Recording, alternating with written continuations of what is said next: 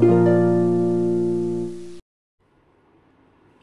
Friends, आज हम लोग कॉम्प्लेक्स फंक्शन स्टार्ट करने वाले हैं। कॉम्प्लेक्स नंबर्स इसमें आपको दिखेंगे। कॉम्प्लेक्स नंबर का बेसिक आप लोगों को पता होगा, आपने 11th-12th में ऑलरेडी पढ़ा है कि कॉम्प्लेक्स नंबर को कैसे डिफ़ाइन करते हैं। आपको जस्ट मैं थोड़ा शॉर्टकट में एक्सप्लेन कर देती हूँ, फिर हम अपने टॉपिक में आगे बढ़ते हैं। आपको मालूम है कि x प्लस आई वाई ये आपको एक कॉम्प्लेक्स नंबर गिवन है। ठीक, कॉम्प्लेक्स नंबर हमेशा कॉन्जुगेट पेयर में होता है। यहाँ पर दिख रहा है आपको x और y, ये रियल वैल्यूज़ होते हैं। यहाँ पर जो i दिख रहा है ये आयोटा है, तो ये ओवरऑल आपको मिलता है complex number. Any complex number x और y कुछ भी हो सकते हैं। अब हमको इसमें नहीं जाना है, हम कॉम्प्लेक्स फंक्शन में आते हैं वापस। If fz is a function of a complex variable z and is denoted by w, then w is equal to fz is equal to u plus iv। fz एक हमने फंक्शन एज्यूम कर लिया और इस फंक्शन में आपको ये function कैसे डिफाइंड है, u plus iv है। ये फंक्शन क्या है, u plus iv। u और v जो हैं ये कोई रियल फंक्शंस हैं। ठीक, आयोटा है इसलिए आप इसको कॉम्प्लेक्स फंक्शन बोल रहे हैं, मतलब w is equal to fz। ऐसी मैपिंग है, इस फंक्शन को हम लोग ओवरऑल क्या बोलते हैं, कॉम्प्लेक्स फंक्शन बोलते हैं। अब ये देखते हैं कि ट्रांसेंडेंटल फंक्शंस क्या होते हैं। ट्रांसेंडेंटल फंक्शन क्या होते हैं कि the function having trigonometric function, logarithmic function, exponential function and their algebra is known as transcendental functions. जब हम कॉम्प्लेक्स फंक्शन में आते हैं, कॉम्प्लेक्स प्लेन में आते हैं, तो वहाँ पर जब exponential function, trigonometric function, logarithmic function, exponential function, इसकी जब स्टडी की जाती है, इस पे अलजेब्रा लगाया जाता है। अलजेब्रा मतलब आपको मालूम है कि ऑपरेशंस लगते हैं, प्लस माइनस ये ऑपरेशंस लगते हैं, तो इस फंक्शन को ट्रांसेंडेंटल फंक्शन बोला जाता है। तो इसी सीक्वेंस में हम लोग सबसे पहला फंक्शन स्टार्ट करते हैं, एक्सपोनेंशियल फंक्शन। तो आगे बढ़ते हैं एक्सपोनेंशियल फंक्शन में। एक्सपोनेंशियल फंक्शन हम सबको पता है, e to the power x जो होता है वो एक्सपोनेंशियल फंक्शन होता है, e to the power x या e to the power y। ठीक, हम कॉम्प्लेक्स प्लेन में ये पढ़ रहे हैं, इसलिए हम लिखते हैं e to the power z, और z जो होता है वो x प्लस आई वाई से रिप्रेजेंट करते हैं z को। ठीक, अब हमको जो इम्पोर्टेंट चीज़ें पढ़ना है इसमें वो ये है कि इनका सेपरेशन कैसे होता है, एक्सपोनेंशियल फंक्शन का सेपरेशन कैसे होता है, लॉगरिथमिक फंक्शन का सेपरेशन कैसे होता है, इससे क्वेश्चंस एग्जाम में आते हैं। तो सबसे पहले देखते हैं एक्सपोनेंशियल फंक्शन का separation. fz is equal to e to the power z है। सिंस मैंने ऑलरेडी आपको बताया z is equal to x plus i y होता है। ये कॉम्प्लेक्स प्लेन में था इसीलिए हमने z लिखा था। अब यहाँ पर आप z के प्लेस पे x प्लस आई वाई रख दीजिए। अब e to the power x plus i y है, इसको स्प्लिट करेंगे तो ये हो जाएगा e to the power x into e to the power i y. Exponential की प्रॉपर्टी से ये होता है। अब e to the power i y जो है इस पे हम लगाते हैं यूलर्स थ्योरम। यूलर्स थ्योरम शायद आपने ऑलरेडी पढ़ा है। e to the power i theta is equal to cos theta plus i sine theta. यहाँ पर वेरिएबल y था इसलिए हम लोग लिखते हैं cos y plus i sign y। अब ये दोनों को मल्टीप्लाई करो और ये दोनों को मल्टीप्लाई कर लो, दैट मीन्स ब्रैकेट ओपन करो, तो e to the power x into cos y plus i e to the power x sine y। यहाँ पर ये आपने मल्टीप्लाई कर लिया, स्प्लिट कर लिया।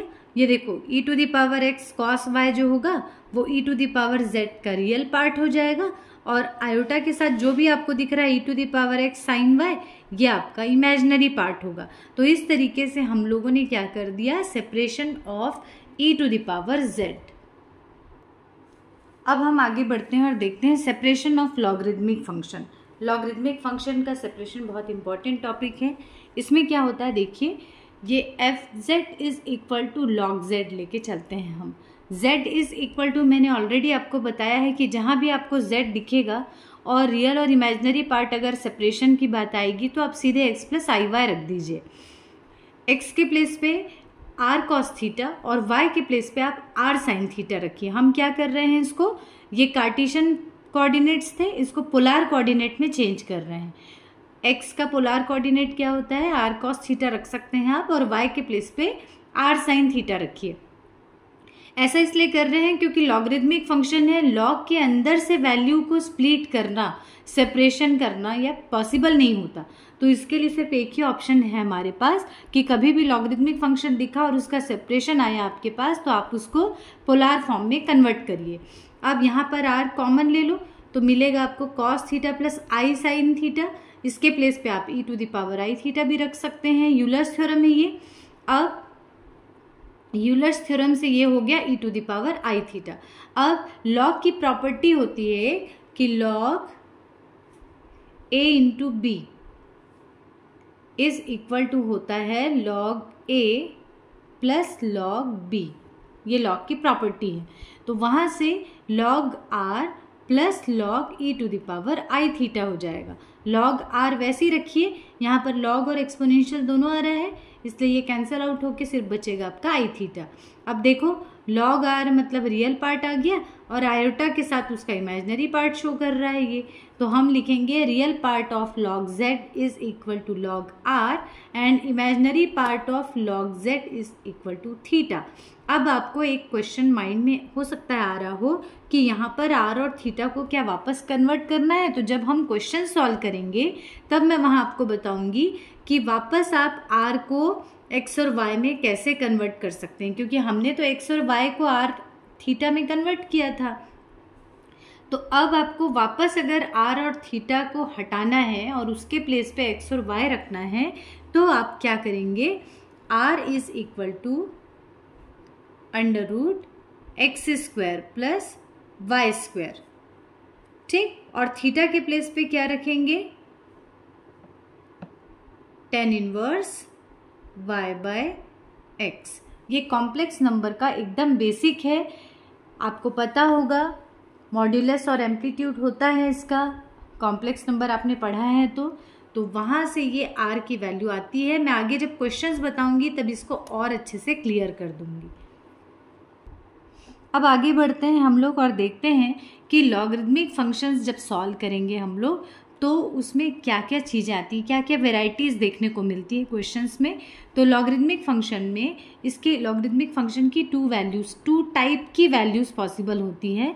फर्स्ट है इसकी जनरल वैल्यू होती है और एक होती है इसकी प्रिंसिपल वैल्यू। तो प्रिंसिपल वैल्यू मीन्स सिंपल जो लॉग निकालते हैं, लॉग टेबल से आप निकालते हैं ना, लॉग 1 की वैल्यू, लॉग 1.5 की वैल्यू, लॉग 6 की वैल्यू, ये जो होता है ये उसकी होती है प्रिंसिपल वैल्यू। एक होती है उसकी जनरल वैल्यू। प्रिंसिपल वैल्यू में आप लॉग जो है ना यहाँ पर स्मॉल l से ही रिप्रेजेंट करेंगे, ये दिख रहा है आपको स्मॉल l लॉग z। और जनरल वैल्यू जो होती है यहाँ पर आप कैपिटल L से रिप्रेजेंट करते हैं, कैपिटल L लिखा रहेगा तो आप समझ जाइए जनरल वैल्यू पूछ रहा है। तो ये किसके इक्वल होती है, लॉग z मतलब principal value of logarithmic function plus 2n pi i। ये सब कॉम्प्लेक्स प्लेन पे डिफाइंड है इसीलिए यहाँ पर आया साथ में प्लस 2n पाई i, ठीक। अब ये चीज़ क्लियर है आपको यहाँ पर कि n जो है वो अननोन है n की नंबर ऑफ वैल्यूज़ हो सकती है कि कोई भी वैल्यू हो सकती है 1 2 3 4 5 6, इसीलिए जनरल वैल्यू इसके नाम से ही क्लियर हो रहा है आपको कि ये जनरल वैल्यू है, इसमें लॉग की मल्टीपल वैल्यूज़ पॉसिबल है। जबकि प्रिंसिपल वैल्यू में एक फिक्स वैल्यू होती है, जो आप लॉग टेबल आपने ऑलरेडी देखा है वो उसकी प्रिंसिपल वैल्यू होती है। अब एक होता है कि अगर कोई नेगेटिव वैल्यू आ जाए और उसका अगर आपको लॉग निकालना है, नेगेटिव वैल्यू की जनरल वैल्यू अगर निकालना है तब क्या होगा। तो कोई वैल्यू मैं अपने मन से मैंने यहाँ पे a लिया है, तो सपोज -a की आपको जनरल वैल्यू फाइंड आउट करना है तो आप क्या करेंगे, principal value plus 2n pi i, ये जनरल वैल्यू में होता था ये फॉर्मूला, एज ए फार्मूला इसको याद रखिए आप, ये दोनों चीज़ें होती थी। इसमें सिर्फ आप एक पाई आई और ऐड कर लीजिए, तो ये किसी भी नेगेटिव अगर आपको कोई वैल्यू मिली, सपोज आपको निकालना है log -3, तो इसका रिजल्ट क्या आएगा log 3, ए मतलब आपको ये लेना है, माइनस साइन नहीं लेना, log 3 प्लस 2n पाई आई प्लस पाई आई, ये होगी उसकी किसी भी नेगेटिव वैल्यू की जनरल वैल्यू। अब आगे देखते हैं, एक मैंने एक फंक्शन ले लिया, ये i⁻i है और इसकी जनरल वैल्यू आपको निकालना है। तो क्या करेंगे हम, i⁻i की जनरल वैल्यू, जब कभी भी आपको पावर दिखता है और आपको पावर है और आपको इसकी वैल्यूज़ निकालना है, या ये बोलूँ मैं रियल इमेजिनरी पार्ट आपको पता करना है, तो सबसे अच्छा ऑप्शन होता है इस पावर को यहाँ से रिमूव करना। पावर को रिमूव करने के लिए बेस्ट ऑप्शन होता है आप एक्सपोनेंशियल और लॉग ले लीजिए। एक्सपोनेंशियल और लॉग लेने से ही जो पावर है वो लॉग की प्रॉपर्टी लगा के सामने आ पाएगा। जनरल वैल्यू बोला था इसलिए मैंने यहाँ पे कैपिटल एल लिखा है, ठीक है। अगर प्रिंसिपल वैल्यू बोलता तो स्मॉल एल ले सकते थे हम लोग। अब यहाँ पे जनरल वैल्यू बोला है इसने, तो इसलिए कैपिटल एल ले लीजिए यहाँ पे। और यहाँ पावर में आई दिख रहा है, इस पावर के आई को लॉग की प्रॉपर्टी से आप यहाँ लॉग के बाहर में कर लीजिए। अब क्या करेंगे, ये देखो आई को वैसे ही रहने दो। अब यहाँ पर लॉग आई, लॉग यानी कैपिटल एल लिखा है, तो इससे मैं प्रिंसिपल में कन्वर्ट कर लेती हूँ। तो प्रिंसिपल में क्या होता है, लॉग आई मतलब स्मॉल एल प्लस 2n पाई आई, ये होता है आपका फॉर्मूला जनरल वैल्यू का, ये आ गया।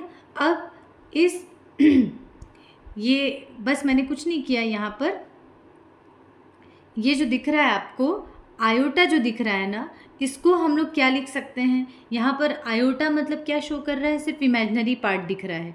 तो मैंने यहाँ पर ये थीटा जैसा लग रहा है बट ये है 0, इसको आप चाहें तो 0 प्लस आई भी लिख सकते हैं। यहाँ पर सिर्फ आई लिखा था तो मैंने इसको लिख दिया 0 प्लस आई। ये थोड़ा सा आप कुछ चीज़ें ध्यान रखिए, कैलकुलेशन के टाइम में आपको ये सब चीज़ें माइंड में रहेंगी तो क्वेश्चंस आपको जल्दी बनेंगे, अदरवाइज आप सोचते रह जाएंगे कि इसको सिंप्लीफाई कैसे किया जाए। 2n पाई आई वैसे ही रखना है आपको। अब ऐसा मैंने क्यों किया, ये देखो ये जो दिख रहा है ना 0, और यहाँ पर आयोटा का कोफिशिएंट दिख रहा होगा आपको 1, तो 0 मतलब हम लोग cos π/2 भी लिख सकते हैं। आपको ऐसी वैल्यू ढूंढना है कॉस और साइन में, एक ऐसा एंगल ढूंढना है जिसमें कॉस में उसकी वैल्यू 0 और साइन में उसकी वैल्यू 1 होती है, तो वो होती है 90 डिग्री। π/2 होता है, कॉस π/2 की वैल्यू 0 होती है और साइन π/2 की वैल्यू 1 होती है। ये हमने रख दिया इसके प्लेस पे, प्लस 2n पाई आई वैसे ही रखो। अब ऐसा क्यों किया, क्योंकि लॉग दिख रहा था, मैंने पहले भी बताया था कि लॉग दिख रहा है तो आप उसके पोलार फॉर्म में ले जाओ उसको, लॉग के साथ जो भी दिख रहा है टर्म आपको पोलार फॉर्म में ले जाओ। पोलार फॉर्म में ले जाने से यूलर्स थ्योरम मिलेगा, यूलर्स थ्योरम लगाने से लॉग और एक्सपोनेंशियल हट जाएगा और आपका लॉग जो है आगे सिंप्लीफाई हो सकेगा, अदरवाइज आप आगे सिंप्लीफाई नहीं कर पाएंगे। अब क्या किया मैंने यहाँ पे, इसमें लगा दो यूलर्स थ्योरम।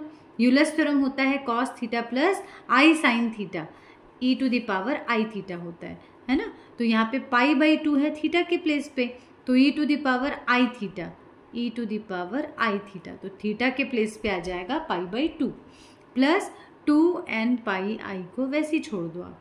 अब देखो यहाँ पे एक्सपोनेंशियल और लॉग दोनों है, ये हटा लो तो मिलेगा i π/2।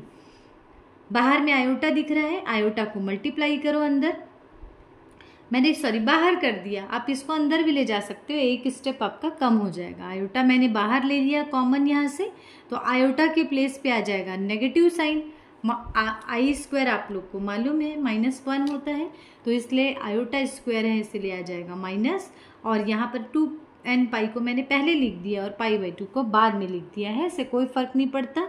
तो फाइनली ये जो रिजल्ट आया आपका, ये क्या होगी, i⁻i की जनरल वैल्यू होगी।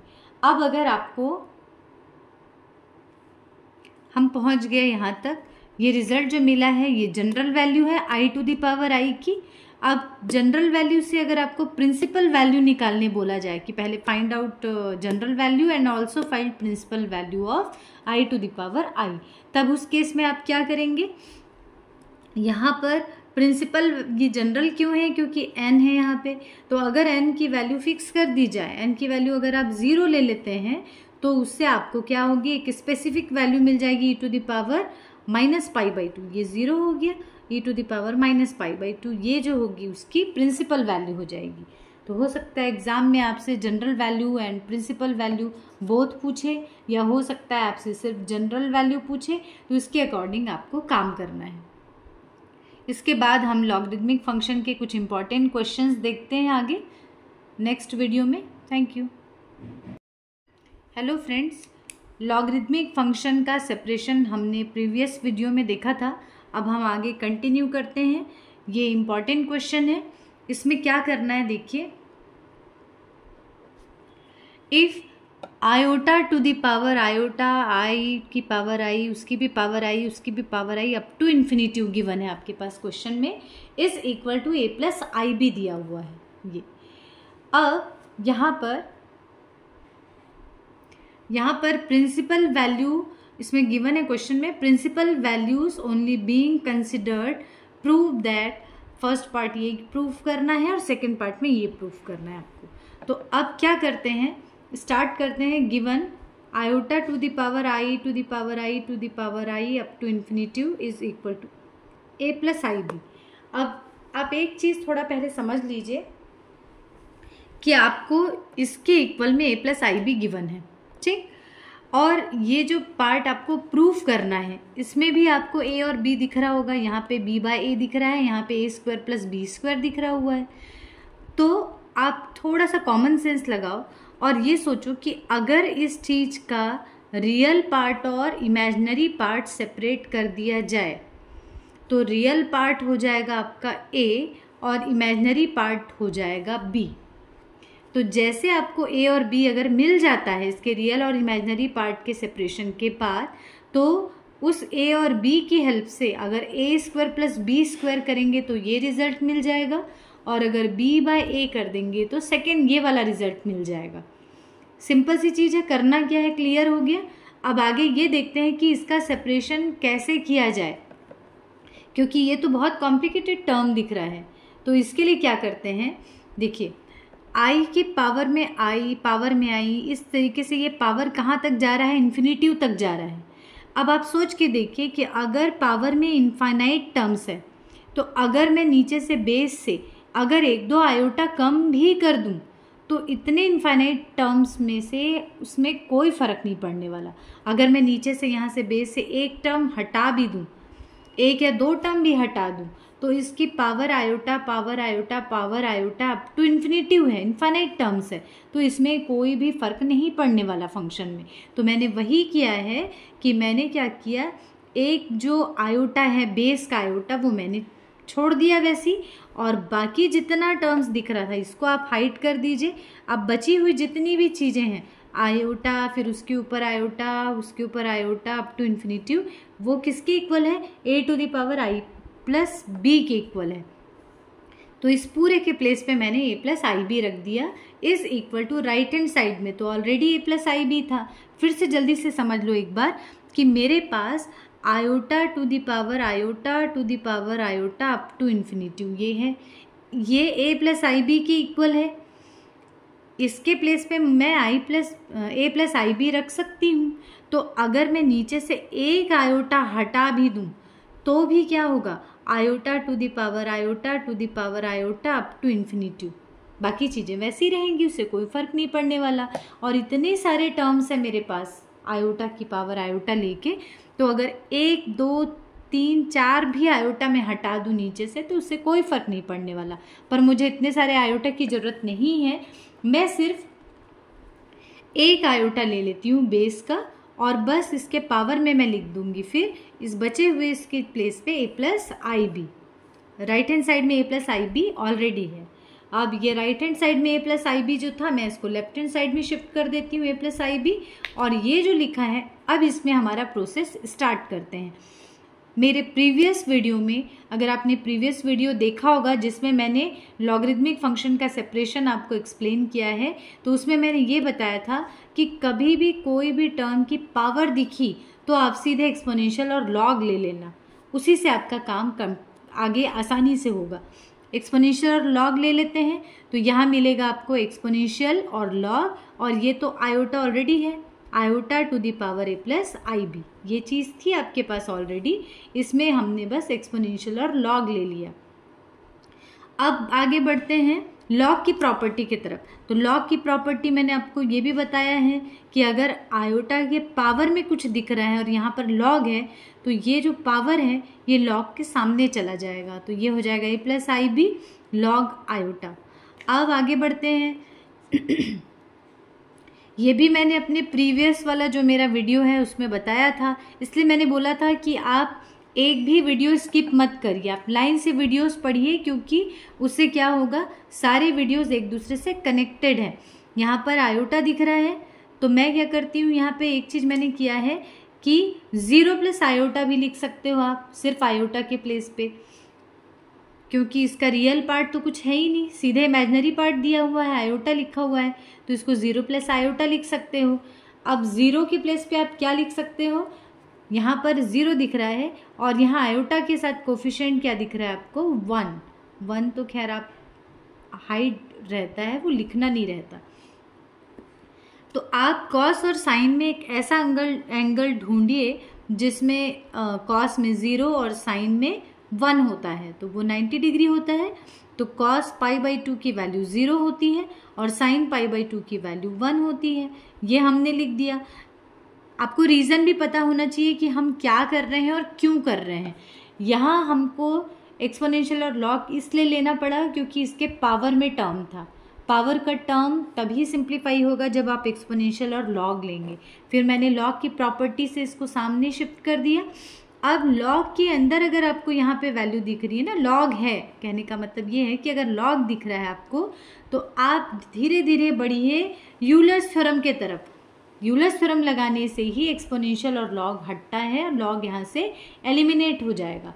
अब यूलर्स थ्योरम की तरफ जाना है आपको, तो आपको इसको पोलार फॉर्म में चेंज करना पड़ेगा। पोलार फॉर्म क्या है, 0 को आप लिख सकते हैं cos π/2, 1 को लिख सकते हैं आप sin π/2। तो cos theta plus i sine theta जो होता है वो यूलर्स थ्योरम से e to the power i theta होता है। e to the power i theta is equal to cos theta plus i sine theta, ये होता है यूलर्स थ्योरम। बार बार जरूरत पड़ेगी, आप इसको याद रखिए। तो यहाँ थीटा के प्लेस पे π/2 है, तो ये आ जाएगा e टू द पावर आई π/2। इसके बाद क्या करेंगे आप देखिए, एक्सपोनेंशियल और लॉग यहाँ से आप हटा लीजिए, एक्सपोनेंशियल लॉग दोनों हट गया यहाँ से, तो सिर्फ बचेगा आई π/2। अब आई π/2 को क्या करेंगे, यहाँ पर अंदर मल्टीप्लाई करिए, a के साथ मल्टीप्लाई करना, फिर b के साथ, तो a से मल्टीप्लाई करोगे तो a π/2, a i π/2 minus minus क्यों हुआ, ये i और ये i मिलके बन गया आई स्क्वायर, और इससे ये मिलेगा आई स्क्वायर कितना होता है, आई स्क्वायर होता है -1, तो ये होगा माइनस हो जाएगा और b π/2 हो गया। अब एक्सपोनेंशियल की फिर से ये प्रॉपर्टी लगा लो, स्प्लिट करो इसको, स्प्लिट करने से क्या आ जाएगा, ये e to the power a i π/2 into e to the power minus b π/2, ये दोनों क्या है, पावर जो है वो स्प्लिट हो जाएगी मल्टीप्लिकेशन के साथ। अब इसमें फिर से यूलर्स थ्योरम लगा दो, जहाँ आपको e to the power iota दिख रहा है, कुछ आई थीटा दिख रहा है, तो समझ लो वहाँ पे cos theta plus i sine theta लगा दो। थीटा क्या है, a π/2, आई को छोड़ के जो चीज़ है वो थीटा है, a π/2, तो cos a π/2 plus i sine a π/2, ये हो गया। अब इन दोनों को मल्टीप्लाई करो पहले, और उसके बाद इन दोनों को मल्टीप्लाई करो। देखो रियल और इमेजिनरी पार्ट इजीली सेपरेट हो गए, ये वाला रियल पार्ट हो जाएगा और इसके साथ आयोटा है, ये वाला इमेजिनरी पार्ट हो जाएगा। ये लेफ्ट हैंड साइड में a प्लस आई बी है और ये रियल और इमेजिनरी पार्ट देखो इजीली सेपरेट हो रहा है। कंपेयर करो, a इज इक्वल टू आपका ये रियल पार्ट आ जाएगा, और b इज इक्वल टू ये आयोटा के साथ जितनी चीज़ें दिख रही हैं ये इमेजिनरी पार्ट हो जाएगा। a और b आपको ऑलरेडी मिल चुका है। मैंने बताया था कि a और b अगर निकाल लेते हैं तो आगे का जो आपको प्रूफ करना है वो इजीली हो सकता है। तो अब क्या करेंगे, a और b को स्क्वायरिंग करके ऐड कर देते हैं। तो a square plus b square is equal to इसका भी स्क्वायर प्लस इसका स्क्वायर, ये ऐसा हो गया। अब यहाँ पर बहुत ध्यान से कैलकुलेशन करना, कैलकुलेशन मिस्टेक नहीं होना चाहिए।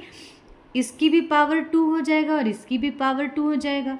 इसकी पावर 2 करोगे तो ये पावर का 2 और ये वाला डिवाइडेड बाई 2 कैंसिल होगा, मिलेगा e to the power minus b pi, और ये हो जाएगा cos square a pi by 2।